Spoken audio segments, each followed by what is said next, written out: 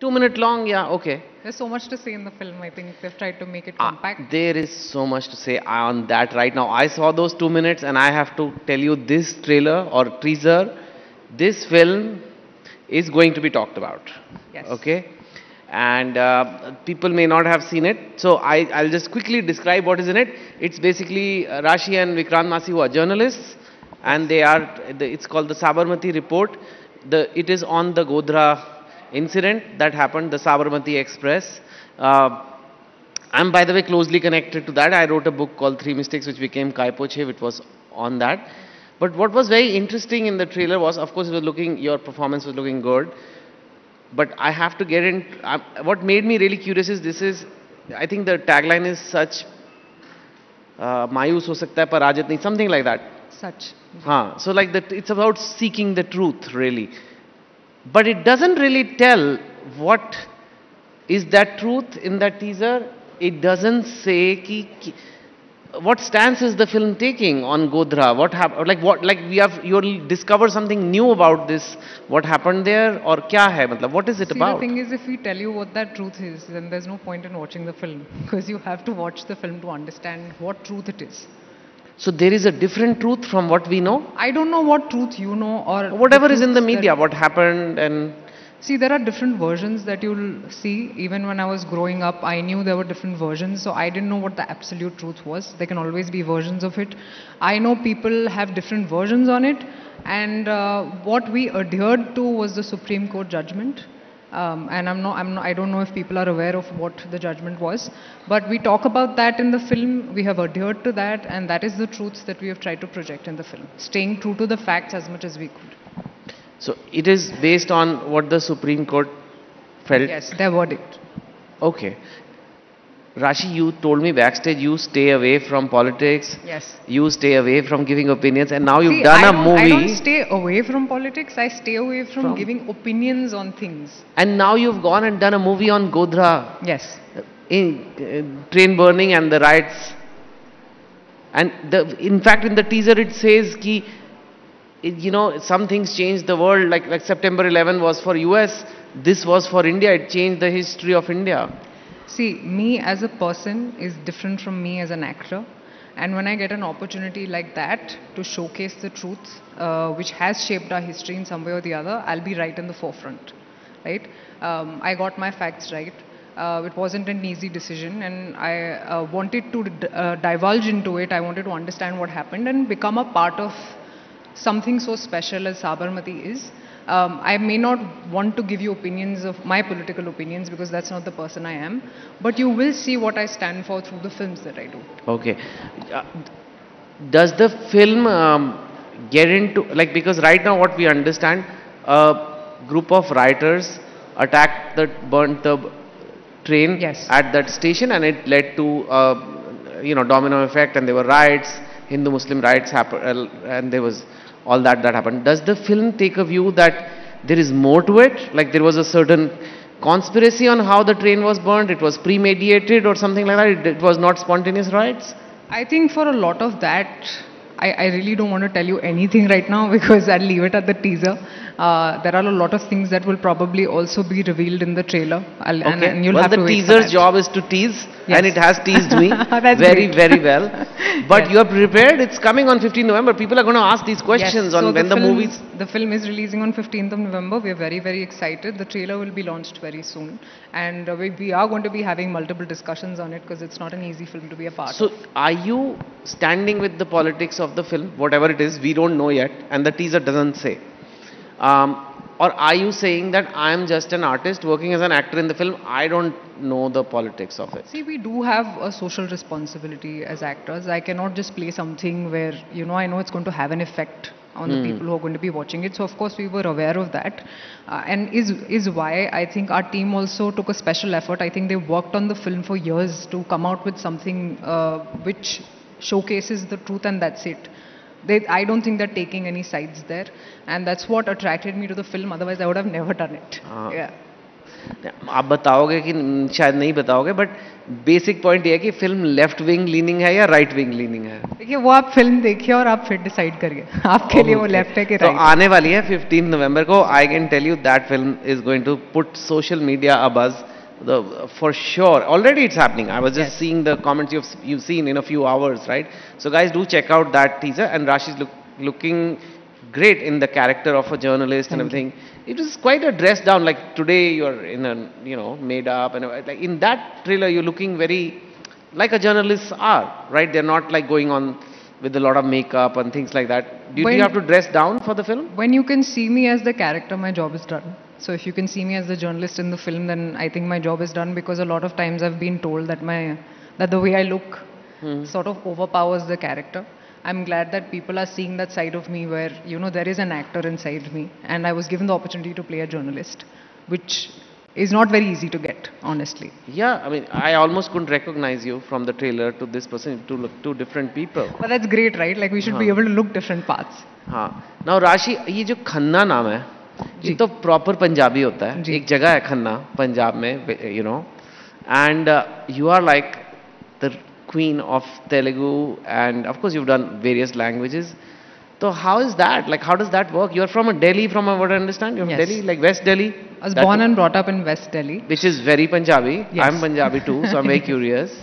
And you're from Paschim Bihar. Yes. And you went to Lady Shri Ram College. Yes. Which, from what I understand, is one of the most selective colleges in India. What was your class 12 percentage?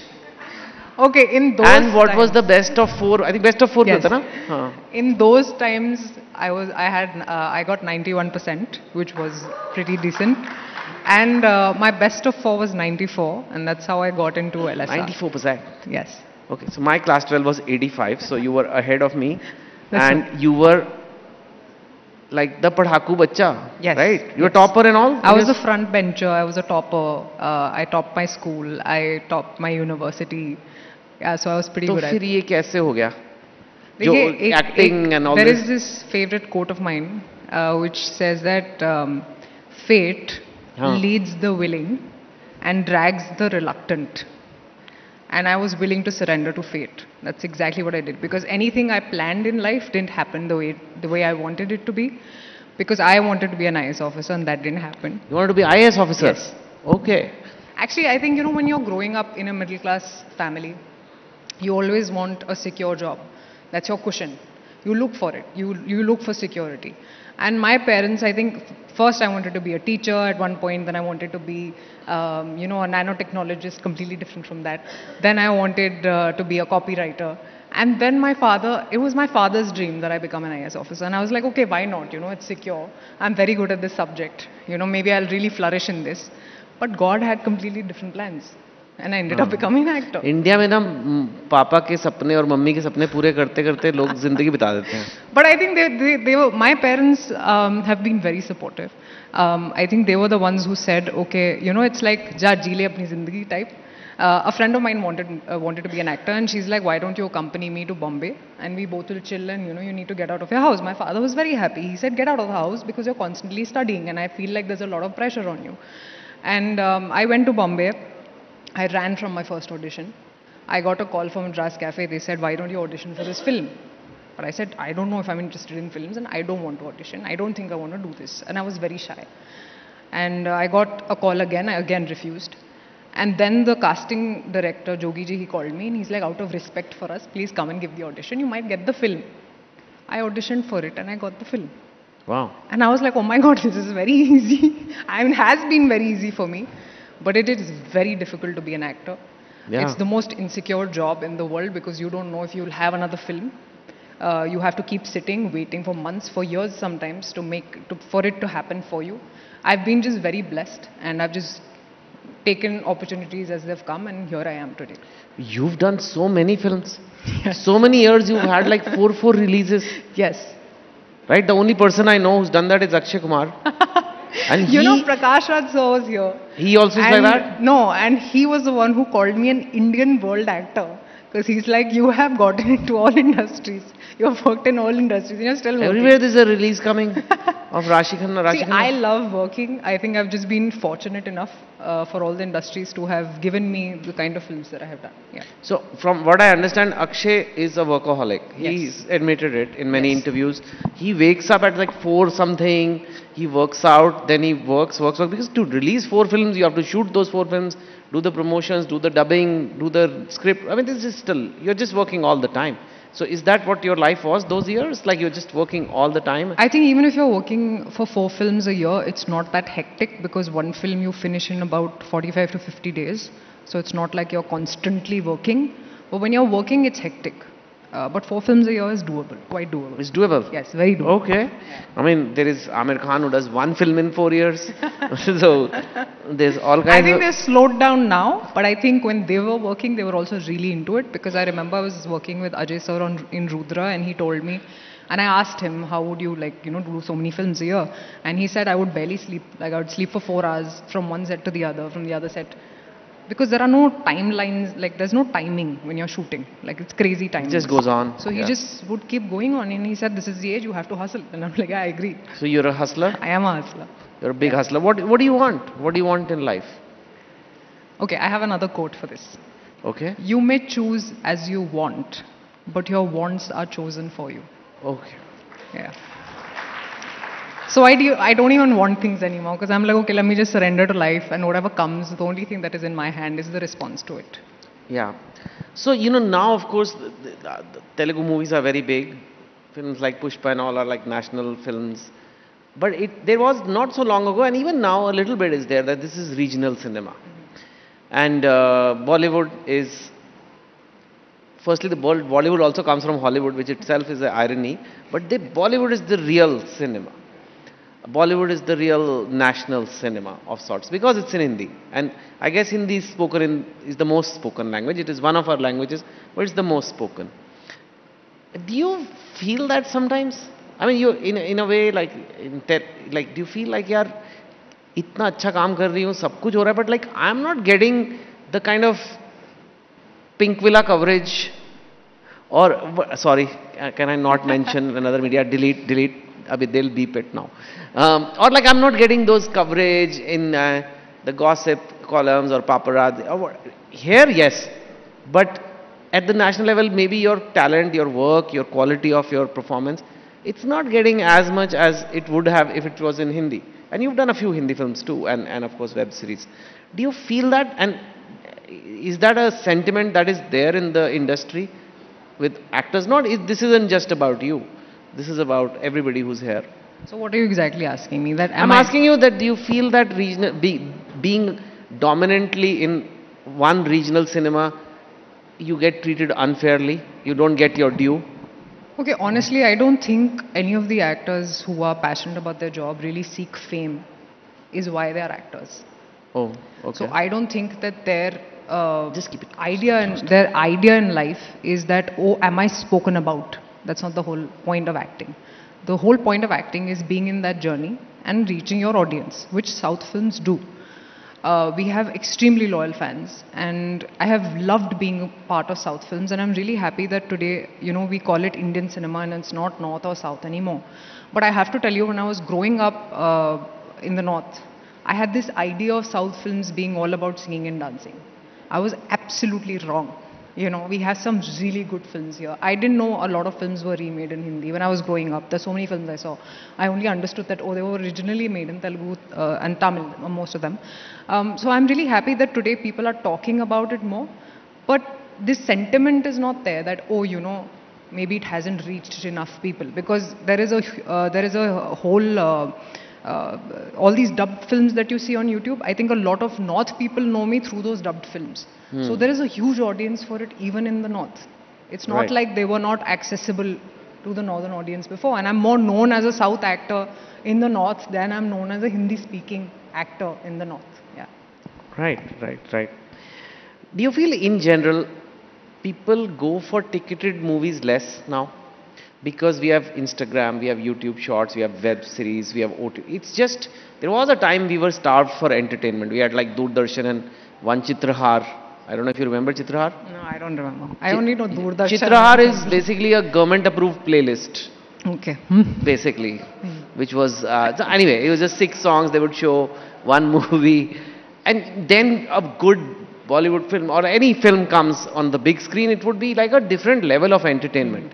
Today we are always distracted, and very very good films also sometimes. Some do very well, but very very good films also sometimes do not get an audience in the theater. People don't want to buy tickets. Sometimes they say the popcorn's too expensive. Sometimes they say parking's too expensive. Whatever it is, but the point is we have entertainment in our pocket now. Do you feel that it's there? I mean, of course it's there. Like the ticketing public has reduced a lot, but I feel when some films do extremely well, there are some good films that don't reach those people and they wait for an OTT release. That is happening because I think there's a period of 28 days and then it just releases on OTT. A lot of my own friends say that, okay, we'll just wait for the OTT release. Why go and pay for the ticket? But I don't think that's something I'll have an opinion on right now because I think this is for the producers to talk about. They'll give you the actual story of what is actually happening because it affects them more than it affects any of us. Because if you see the film in the theater, you see it on OTT, you're still watching us. But they are the ones who are bleeding. Correct, correct. But you're also one of the industry leaders. It's not like I'll ask producers that question. You are not married yet, Yes. but do you plan one day to be married, have kids? Is that something you think about, like, or right Yes, now of it's course, hustle? I think about it. I do want to be married and I do want to have kids. I love kids. That's the phase in life that I would want to experience. And what are you doing about it? Well, you know. I mean, do you just think about it? Do you like one princess coming on a horse someday, or what is happening? I've never really spoken about that part of my life, and I don't think I would want to. Probably, I would get married sometime. Okay, And and the people will work know. is in underway for I mean, that. it's Okay. always in progress. But real question is, can a woman have it all? Can she be happily married, have a wonderful family, be a great mother, be a great actor? Can a woman have it all? See, I can tell you this when I'm married, and I live that experience to tell you the actuality of the situation. But I think I know of women who are married, who have kids, and who are doing wonderfully well. So when I look at them, I'm like, okay, I can also do this. Yeah. Okay, so we'll wait Yes. for you to get some work-ex to answer that question. Instagram is a boon in many ways, and we are all kind of somewhat addicted to it. But it also is defining beauty standards now. There was a time where, you could only see the people in your village, and therefore you know that this is the best looking person in the village. Today you have not only Instagram, which shows you literally the 1 in a million people or 1 in 10 million people, and then you have Photoshop, you have AI, you have lighting, you have all kind of things. And beauty is like so big on Instagram, like that's the one that gets traction. I sometimes think about like a young Indian girl who's 12, 13, just starting out on Instagram. Simple, lives in a simple town. How does she get affected by it, and what should she make of it? And you are in the business which is partly about beauty. I mean, it is acting, but it is where people expect actors to be good looking, and they set the standard in terms of looks. So where do you think, how do you think a girl should see that? Because she sees only pretty girls get millions of likes. The girl who's becoming a scientist is not. The girl who's wants to be a doctor may not be visible on Instagram. So then maybe I also want to be attracted to this, because this is what people like. This is what gets me likes. At that age, that's what you think. How do you see all this? Because you were also a very smart, studious kid. I was very anti social media when I started out and I was asked to be on Instagram. One, because I'm a very private person. But once I started coming on it, for me it was more of a means to get in touch with my audience, with my fans who wanted to know about my life. But I understand what you're saying. When you're 12 and 13, it really does have an impact on you. It really does have an impact on you. They look at you and they think that this is the beauty standard. Let me just tell you that when I was growing up, it's not like I was the most prettiest or, I was this girl who every guy had a crush on or anything. There was nothing of that sort. I always had self-belief in myself and I knew I would do well in life. That is what drove me. Now when you see Instagram, I think even girls are intelligent enough to understand that it is all photoshopped. Now we are in that place where they do feel insecure, and they also try to Photoshop their own pictures. They want to look pretty because beauty attracts people. It can be as simple as a sunrise, or it can be a pretty girl. So I don't blame them for wanting it, for wanting those likes. It's an environment we have created for them, the millennials who created these apps. They are just stuck, this generation that's coming up, not being able to understand what to do about it. All I can do as an actor is tell you that it is not what you see is not what is. It's not real. And I think most of them are aware of it. It's just driving the generation. And there's nothing but words that I can give to that generation, or just the fact that it's not just that drives your life. Just try being off it for a while, and see when you're 21, 22, if you still feel like coming back to it, because that's not real life. You can still do so much more if you don't think you're pretty enough. You know. Yeah. There is talk, I don't know if there is in Telugu, but in at least in Mumbai, people think like, and there are, even in the West actually, a lot of people in show business get into substance abuse, alcohol, drugs, parties, which is, and then that almost always leads to very bad consequences later on in life. You told me you just sit at home and read books. Yes. Why do you think that happens? Are people who are in the fame business, do they constantly need highs? How do they get into, how can these people like suddenly do something like this, where they are some of the most successful people? Aren't they happy? Why are they doing alcohol or drugs? And how do you keep your head on your shoulders and just do your work, come home, read books, sleep? So I'll tell you that not everybody can handle fame and money together. And when you get it, you think, okay, what next? Now you look for another high, right? You want to constantly keep looking for something which gives you a high. Some people sadly look for it in substances, and they get addicted to that. I think my addiction is spirituality. I'm addicted to meditation. And that is something that keeps me close to who I am, and that keeps my shoulders upright. And I don't have to look for any other high, but I still feel it's a high, and it's a better high than anything else. I do know that a lot of actors get into it, but it is again their choice, and they're adults and their decisions. I don't necessarily think that's important at all. And is why I probably stay away from everything. I go work, I come back home, and I sleep. That's it. Yeah. Okay. Tell me about your spirituality and what meditation practice actually do you follow? Because someone might be watching this, they may benefit from it, right? So 2 years ago, I went with my mother to the Art of Living. I didn't know what meditation was. I always thought meditation meant focus on a point. But that's completely anti-meditation, because you don't focus on anything. You just let things go, which we are not able to as people.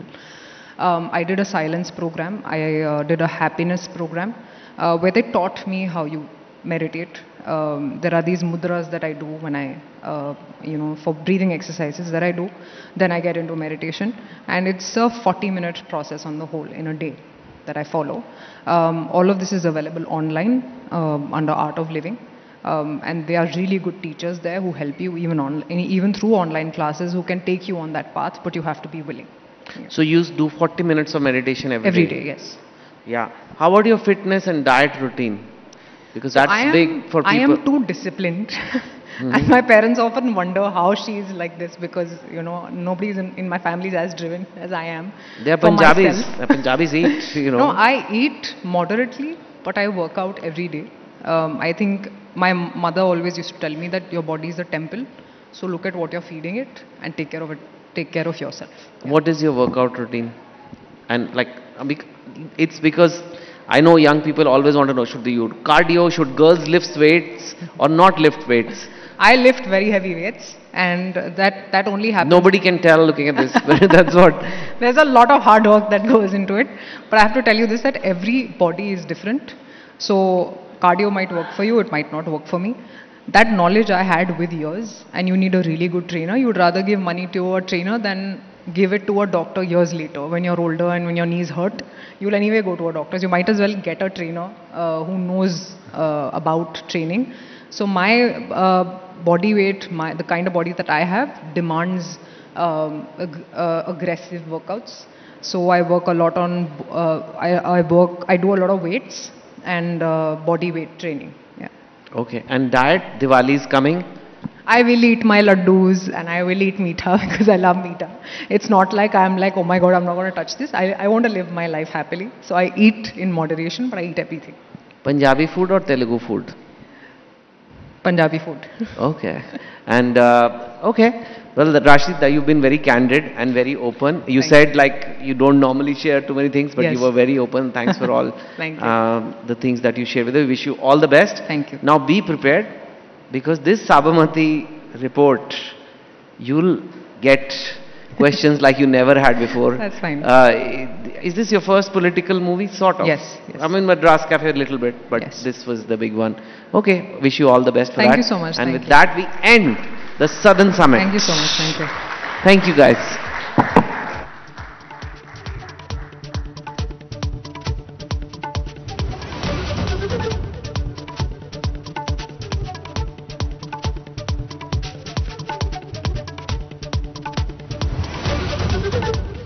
Thank you very much.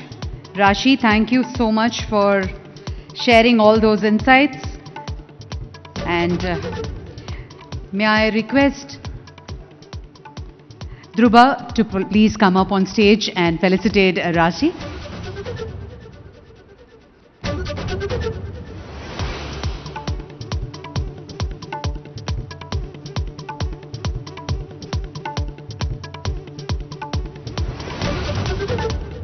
Thank you so much once again.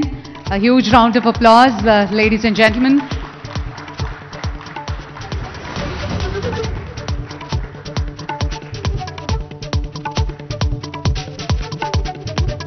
Thank you, Chetan. Thank you once again.